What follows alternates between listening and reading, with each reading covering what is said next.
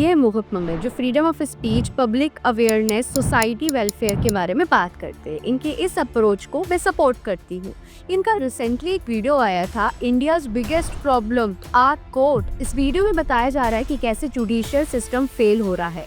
इतने साल लगा रहा है फैसला सुनाने में, कई बार तो 40 से 50 साल लग जाते हैं और कई बार तो लोग मर जाते हैं, उसके बाद फैसला सुनाया जाता है और उन्हें न्याय नहीं मिल पाता। इसका रीजन वो बताते हैं कि पॉपुलेशन के हिसाब से जजेस की पोस्ट कम है और पोस्ट है भी तो उनमें वैकेंसीज है। इस वैकेंसीज को भरने के लिए टाइमली एग्जाम नहीं होते, टाइमली रिजल्ट नहीं आता और जब रिजल्ट आ भी जाता है तो गवर्नमेंट सालों लगा देती है अपॉइंट करने में। इसके बाद वो बताते हैं स्ट्रक्चरल इशू की कैसे छोटे छोटे मैटर्स सुप्रीम कोर्ट तक पहुंच रहे हैं और कई बार तो लॉयर्स मिनिमम क्राइटेरिया भी पास नहीं कर पाते जुडिशरी एग्जाम का। फिर इन सब का सॉल्यूशन बताते हुए वो बताते हैं structural reform, proper division of workload, rationalisation etcetera. ये सब सुनने में लॉजिकल लगता है बट इस पूरे एनालिसिस में ह्यूमन फैक्टर ऑलमोस्ट इग्नोर है। इनके हिसाब से ये फेलिंग सिस्टम है क्योंकि बहुत डिलेस है, बट मैं डिसएग्री करती हूँ।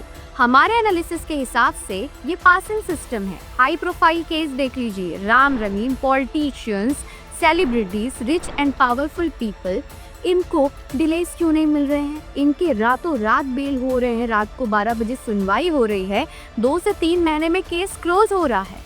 मतलब ये कि ये डिलेस आप और हम जैसे आम आदमी के लिए है, रिच और पावरफुल पीपल के लिए कोई डिलेस नहीं है। नंबर 2 मोस्ट इम्पोर्टेंट, सबसे ज्यादा केस गवर्नमेंट करती है और हारती भी गवर्नमेंट है। अब जरा सोचिए, अगर सिस्टम सुधर जाए, फैसले जल्दी सुनाने लग जाए तो सबसे ज्यादा नुकसान किसका होगा?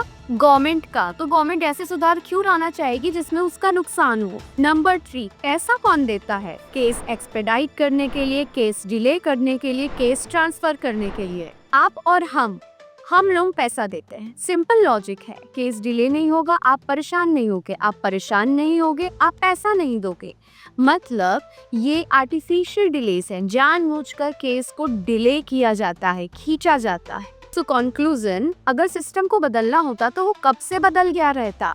सो हमारी एनालिसिस कहती है ये एक्सीडेंटल सिस्टम नहीं है, ये बाय डिजाइन सिस्टम है जो रिच और पावरफुल को बचाती है और आप और हमारे जैसे लोग इस सिस्टम में पिसते हैं। अपना ओपिनियन हमें कमेंट में जरूर बताइएगा कि आपको क्या लगता है। अगर कुछ हमसे छूट गया होगा तो ऐड जरूर कर दीजिएगा। Thank you.